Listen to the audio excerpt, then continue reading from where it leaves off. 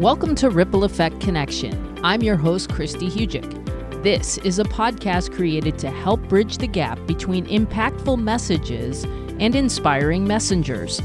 The goal is to ignite transformative discussions that create a ripple effect of positive change in your life and the lives of others.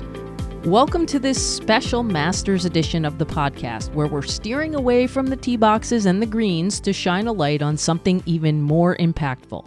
Joining me today is Angela Garcia, the wife of 2017 Masters champion Sergio Garcia.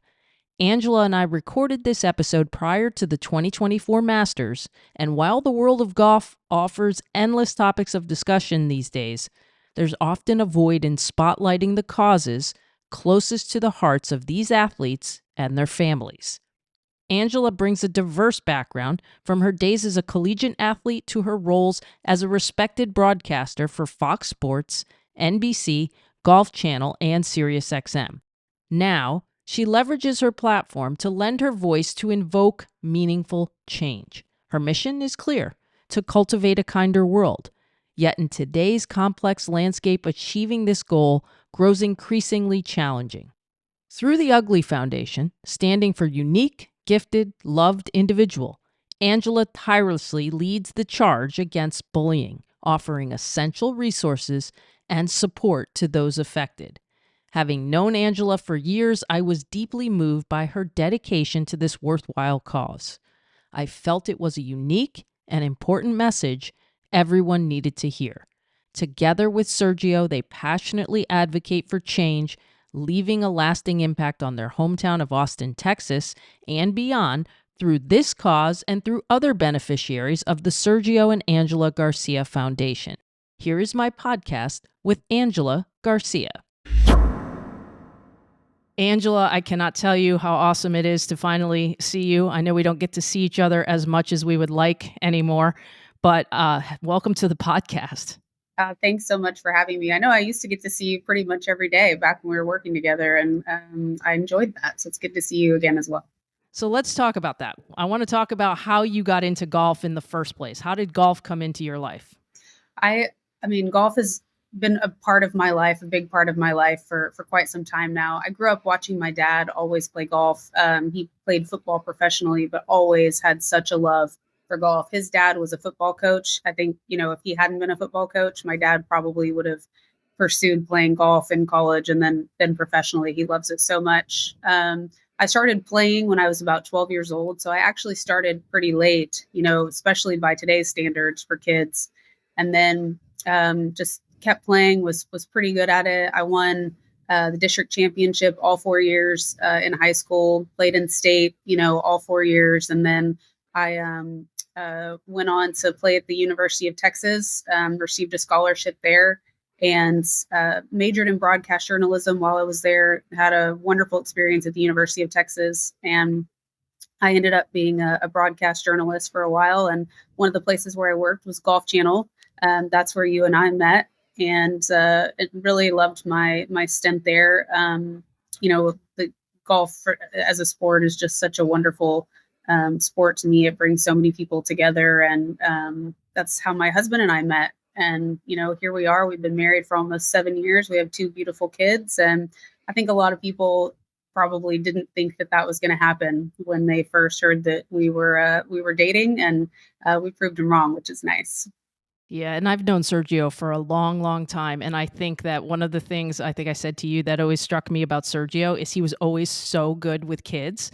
Like, I could not wait to see Sergio be a dad, because I thought he is going to be the best dad, because he just had a way, with even kids he was just meeting at the golf course. So it's awesome to see you guys. I can't believe it's been 7 years already. The kids are getting bigger. So how...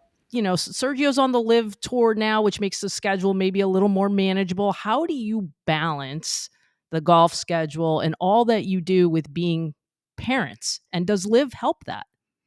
Yes. Well, first of all, Sergio is a great father, and every every time I meet someone who, had little kids and maybe their kids are bigger now, and Sergio, has been playing golf professionally since 1999, I hear these stories about, oh, Sergio played with my kid at this tournament. And there's stories of my kid got hurt and Sergio drove me to the hospital with them because he was the first person we saw, things like that. So he loves kids, and yeah, he's a great daddy. He's super hands-on, and we're really blessed. And yes, Liv has really helped with the balance of our lives. It's really nice because there are 14 tournaments, exactly when they are, you're there till Sunday, and you can plan out, your schedule, and your life. It's still, of course, a lot of travel. It started up as 14 tournaments last year. I believe the first year was 10 tournaments, but the guys always knew that it was going to get to 14 tournaments. And it's been great. Sergio was just gone for 3 weeks, which is a long time, but that's happening, less often now. He's able to be home for so many more things with the kids because they're getting bigger and they really, really miss their dad.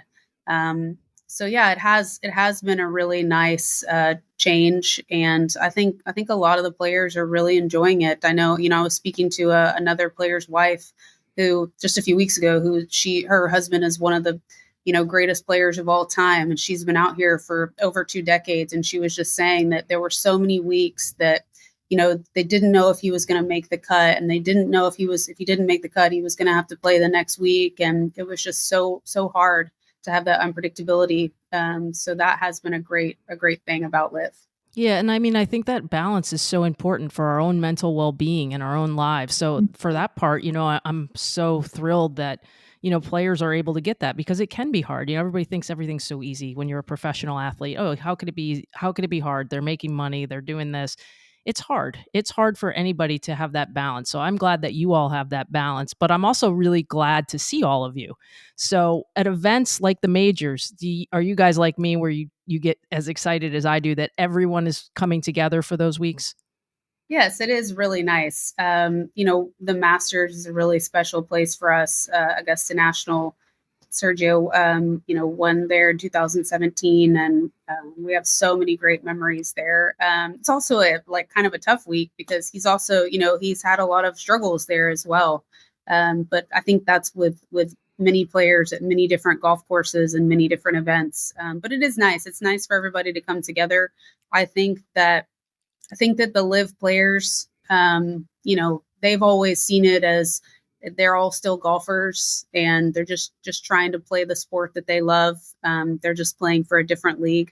So it's nice to see that, a lot of players and people on both sides are kind of starting to come together and realize, this has happened in many sports over time. It's actually how the PGA Tour was formed in the first place. So yeah, I think it's nice to see that things are changing and people are coming together. For sure. And I think one of the other opportunities that the game of golf provides is the ability to do work in the charity aspect of things. And I don't know if people always know this at home, that all these players are involved in various charities and foundations that they create. So can you explain, this is what drew me to you, because you and I had these conversations before. So when I first started my podcast, I knew I wanted to talk to you about this because I just thought it was just such a unique initiative. So can you tell me what the UGLI Foundation is? That's UGLI Foundation. What's the acronym for, and how this idea came about and the mission that's involved? Yes. Well, the acronym, like you said, it's UGLI, UGLI, and it stands for Unique, Gifted, Loved, and Individual. And if you want to check it out, you can go to theuglifoundation.org so you can see it for yourself. We have a great website with tons of resources. We've been officially launched for over 2.5 years now, and things have been going great. The idea came about when I actually had children, and I knew I had always wanted to do something to kind of combat bullying, because it's really a terrible problem that we have in our society. And as soon as I had children, I realized that I needed to do something to positively, change this world and kind of alter the path that we're going down. We're just so cruel and hurtful and harmful to each other. And I don't want my children growing up in a world where people are not kind. social media has exacerbated that. There was no social media when I was in high school. I think Facebook came about when I was like a freshman, maybe sophomore in college, and it was just a completely different thing. It was something where there weren't too many things you could do on Facebook. You could maybe see, I think you could like chat with people. Eventually you could put pictures, and it was just different. And now you have all of these different things that are fantastic, all these different social media platforms, and they can be used in a really wonderful, positive, uplifting way. But people are not using them that way. You and I are sitting here talking right before, the Final Four. And, we've seen some people be really, really hateful to these basketball players. And, they're just kids in college just trying to play the sport that they love. And they can't do that without people hating on them. And do we really want to live in a world where, a kid misses a basket or whatever it might be, misses a touchdown catch, whatever, and we send them death threats? It's a sport, people. I mean, we can't live in a world like that. So, all that to say that I've seen so many things, in my professional career, people be really hurtful, to me, to my husband. And I knew that I wanted to start, this foundation, and make a change. And the mission of the foundation is literally to end bullying forever. That's our mission. It's a lofty goal, but we believe that, together we can all do that. And, we've just been working really, really hard on doing everything we can to slowly make that change and slowly make a positive impact. And it's been going very well. And so let's talk about what you've accomplished so far with the foundation and how you see it impacting people and communities. Yeah. So one of our biggest accomplishments is we're right now mostly in the state of Texas. And we have officially partnered with the David's Legacy Foundation, which is a foundation that was formed by the mother of David Molak, a boy who took his life because he was relentlessly bullied online.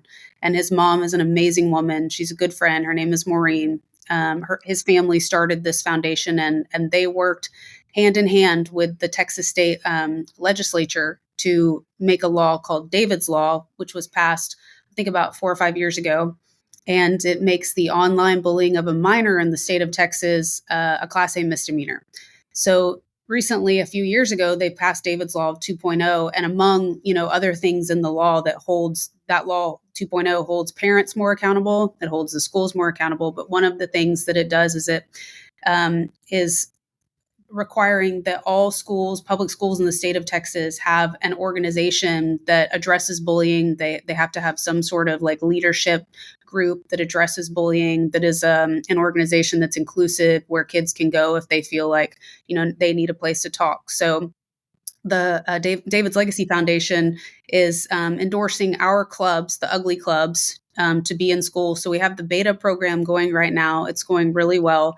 We give the schools a nice grant to start the club and to, fund if the teachers need funding, because public school teachers have so little time. They're forced to do, a lot of things. They have a lot on their plate. And so we really appreciate the teachers taking the time out to do, this as well. But it's really important, and we can't do it without the teachers and the counselors and the administrators.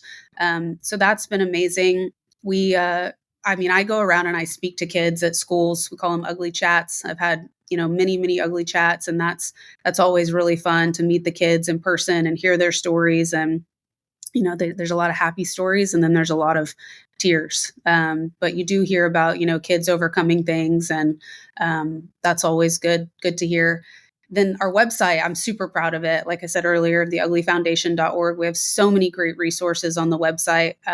If you're being bullied, or if you know someone who's being bullied, I get a lot of questions from different adults. Maybe they're a next door neighbor of a kid who's being bullied, or it's the aunt or uncle and their niece or nephew is being bullied. And they ask, what can I do? And I direct them to our website. We have these great action steps that you can use if you're being bullied. And that's kind of all about, you can't change that person, but you can change how you internalize it and how you handle it. And, we want kids to know that, they're stronger than that person, and they can overcome that. And, they can get through that situation and actually, turn it to be maybe not something positive, but something that doesn't just absolutely wreck, their day or their week or their month. So that's really important. And then we actually have a really exciting partnership that we're working on. It's not public knowledge yet, but it's going to be huge. I talked to the team. They said I could mention that. I can't mention who it's with yet, but it's going to be pretty cool. Press release is going to be coming out for that in probably the next few weeks. So we'll definitely keep you updated on that as well. But things are going great. That's awesome. And if I could just, bring into it, a little bit of even what I see and why I think this is so important is at the clinic I work for, I am seeing the patients who are older in life and the childhood traumas have manifested into chronic illness. And so I do think it's so important to have these resources to be able to deal with this in the moment, because it's all about how our bodies are internalizing what's happened. And it can seem to someone on the surface like it's something small. It happened once, it was this. But if our body is carrying that, it's trauma is all about what we make of it inside of our body. So something that's super traumatic and life threatening could be seen, some people might be able to deal with that easier. It's all about how your body responds. So that's why I do think everything you're saying, everything you're providing is so important, because I'd really love to see less people having to deal with this 40 years later and realizing that it's caused issues for them for that long and it's manifested in them. So I think it's important. So what's your vision for the future for the foundation? I know you kind of just touched on that. We have big news coming, but you and I have talked about it before. We need a place for this conversation to live. I'm aware my podcast is probably small potatoes for this conversation to live, but as you know, I'll get it out to as many people as I can. But what's your vision for the future also, besides what you already referred to? Well, first of all, I think your podcast is amazing, and what you're doing is incredible. And we're thrilled to be, to have this opportunity to talk about something so important. I do. You're right, and we've talked about it before. I would love in the future to have, some sort of platform. Maybe it's a radio show or something. I used to have a radio show on Sirius XM, PJ Tour Radio, and I absolutely loved that. And just having a place where people can come on and particularly maybe, athletes, celebrities, people like that people look up to. Maybe we have doctors and professors, educators, people like that have really made a big difference in our communities and our society come on and talk about their, examples of bullying and how they got through that and how they were still able to be extremely successful. And I think we've all been bullied in some way, shape, or form, or we've witnessed it. And it's always nice to hear, another person talk about their story, especially if it's similar, and hear what they did to overcome it. But as you were mentioning before, those action steps that we developed them with a place where, it's called the Timothy Center, and they are psychologists and they help, a lot of people go through that same sort of trauma that you're speaking of. And those action steps, I think, have proved to be really, really useful and helpful. I know multiple stories of, a parent coming to us and saying, my child is being bullied. What can I do? We've shown them these action steps. They've used them, and the parent has come back and said, it helped. My kid is feeling more confident. They're not afraid to go to school. They're, they're using these, and it's making a huge difference in their day-to-day lives. That's awesome to hear. It's awesome to hear, and it's so important. And I know it's a large task, like you said, but if we got to keep fighting the good fight. And so Yeah. it does help, when you're in the spotlight, you get this platform, you get a voice, but tell people what goes into creating a charitable endeavor like this, because I'm not sure everyone fully grasps the amount of work that things like this take. Yeah, it's a great question. It's a ton of work. I mean, I originally came up with the idea of starting this foundation, the UGLI Foundation, I'd say maybe 7 or 8 years ago. And then, it took me years to get everything together, to map it out exactly like we wanted it to be. Then there's all the legal work that goes through, applying and asking for the 501c3 exemption. And, I remember when we got that was a huge day. It was a big celebration. And, when we officially launched, it was actually, we launched in October of 2021. So yeah, just about a little over 2.5 years ago. And I remember, October is National Anti-Bullying Month, and it was really special to us to be able to launch that month. And just all the work that had gone into it was really rewarding to see that actually, come to fruition. And then all the things that we've accomplished, all the hundreds, thousands of kids' lives that we've touched, and all the stories that we're hearing about how it's making a difference has really, really made it worth it. But a lot goes into it. I had no idea. I mean, I didn't know. And now we also have the Sergio and Angela Garcia Foundation in the United States. The Sergio Garcia Foundation has existed in Spain and Switzerland for several decades now. But and the same sort of work went into that, and we launched that after the UGLI Foundation, and we've raised millions of dollars with our event that we have, our fundraising event. I think we've raised about $5 million already in 2 years. So that's been great as well. Yeah, and I was going to ask, to piggyback off that, I know it's not just this, the other charitable endeavors you and Sergio are involved with, the 4Kids ATX. Can you want to talk about that? Go forward, let them know about that. Sure. So, like I said, we have the Sergio and Angela Garcia Foundation, and the name of our fundraising event that we have annually is called 4Kids ATX, and it's spelled FORE for a little play on words for golf there. And it's a couple of days of food, fun, music, and of course, golf. And we've had some incredibly talented artists play over the last few years. We've had Jose Andres come and be a guest, and you talk about, philanthropy and doing good. He's doing incredible work all over the world with World Central Kitchen. We've had some local celebrity chefs be a part of it as well. And then we've had a lot of, well-known athletes, actors, actresses come and support us. And it's been incredible. We had the event in Switzerland back in 2016, and so many of the golfers came. It was like a major championship field. I mean, we had so many guys there. And I remember after we did that, all the golfers asking, when are you going to do it again? When are you going to do it again? Because it was so much fun. And so, COVID put a little damper in our plans. And then we decided to pick it back up a couple of years ago, as I said, and it's just gone incredibly well. We've surpassed all of our fundraising goals.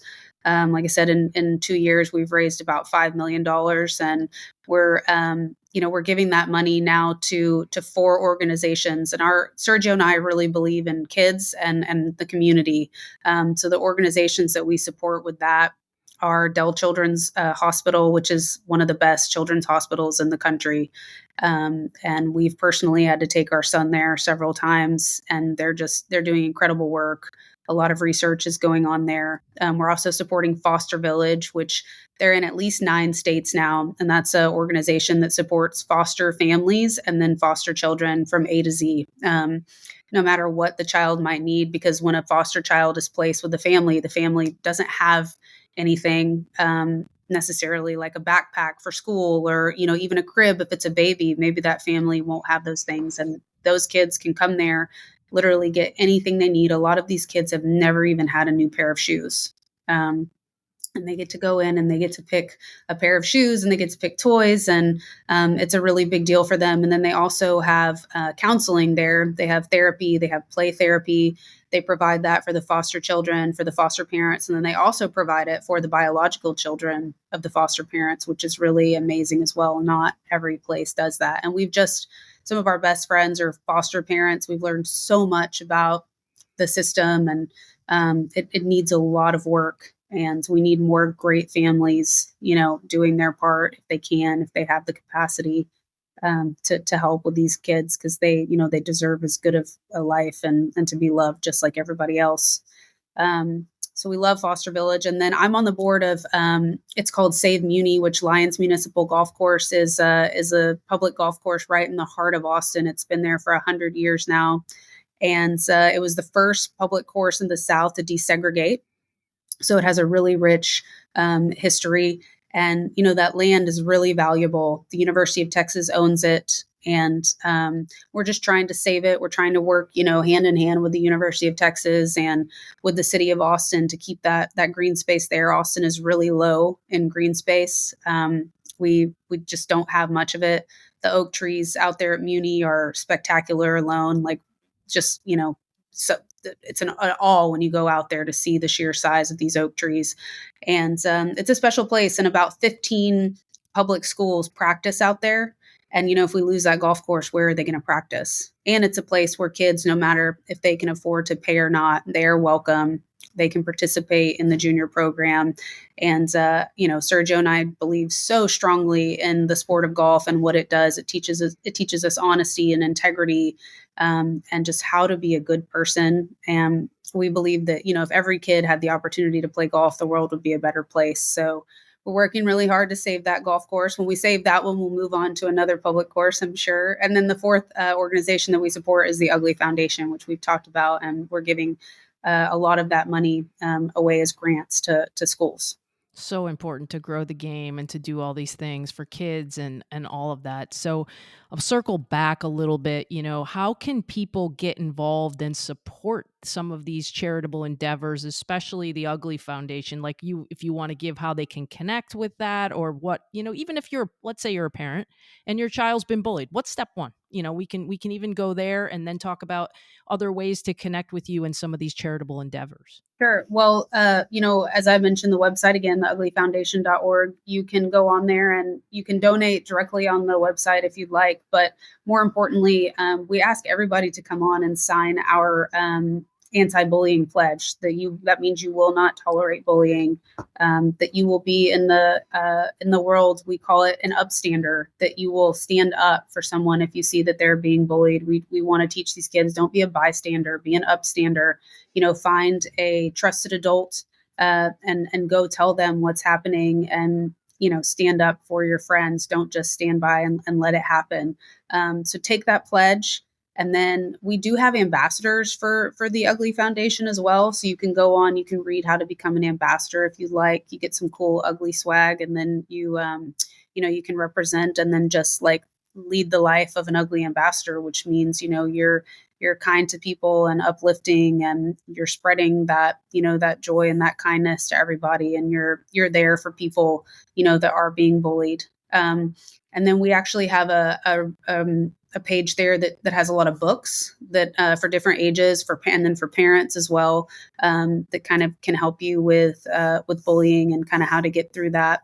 We have the action steps that we talked about before. We have a page that talks about all of our programs. So, you can read about the programs. If you see something you like, send us a message, and we can certainly find ways for people to get involved. And then we always love suggestions of, this is kind of what I've been through. This is what I think would be helpful. Maybe something else we can be doing. We always love to hear from people.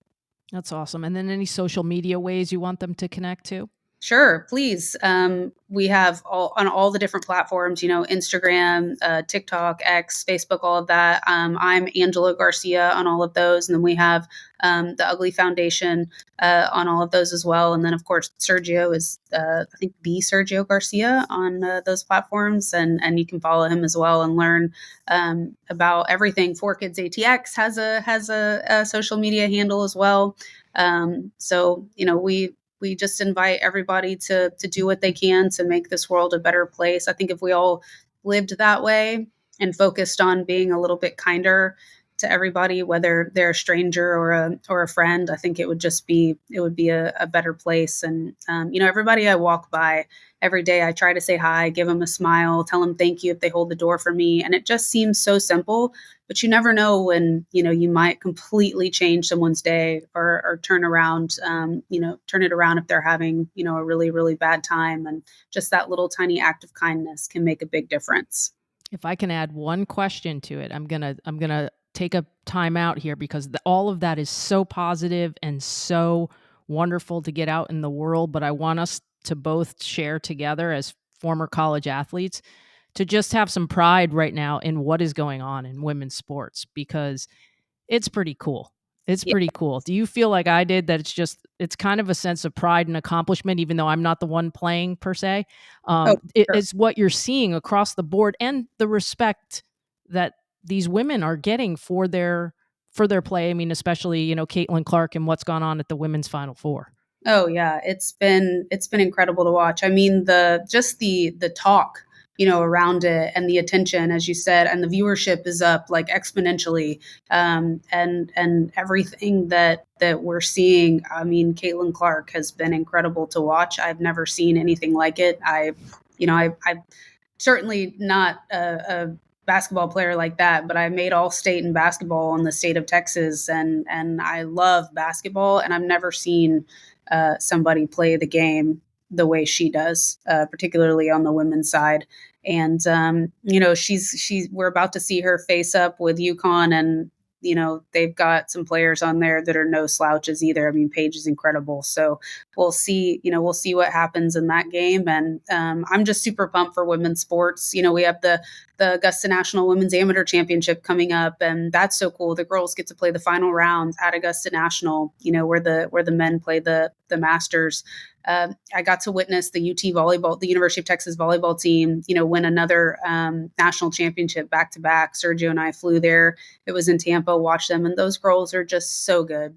They're not building female athletes like they used to. They're kicking some ass, and it's pretty fun to watch. Yeah, I watched that volleyball team because my husband is a Wisconsin guy, and Wisconsin was in that, and I mean, it's unreal. And I will say this as someone, I'm probably dating myself really badly here, and I'm a lot older than you, but I watched Kim Mulkey play for La Tech. That's how old I am. Okay. Wow. And I have never seen across the board the type of talent, just 1 through 5 on all of these teams. It's pretty incredible. So I'm just glad for one, and like you, proud of what's happening in women's sports. I'm also proud of everything that you're doing, with Sergio. And I'm so glad for both of you and for your success, because you've both, I consider you both friends. I thank you both for, allowing me to take the time to do this with you today. And you can come back anytime, promote anything you want, and I will do my best to get it out to as many people as I can. Awesome. Thank you so much, Christy. Same. We consider you a great friend, and we appreciate everything you're doing as well. That's a wrap for today. I want to thank Angela for taking time out of her busy schedule and sharing her message authentically and genuinely. I hope you found inspiration in the cause and in her words. I'm always up for your feedback on this or any other topic. I love the conversations about the podcast on social media. Feel free to continue to connect and let me know what resonated with you. Reach out on Instagram at Whole Health Christy. You can also get the full show notes for this and all episodes on my website, christyhugic.com/podcast. Next, spread the inspiration. Like, follow, review, and share this podcast with others who may benefit from these stories. Stay tuned for the next episode of Ripple Effect Connection. Let's create waves of change together.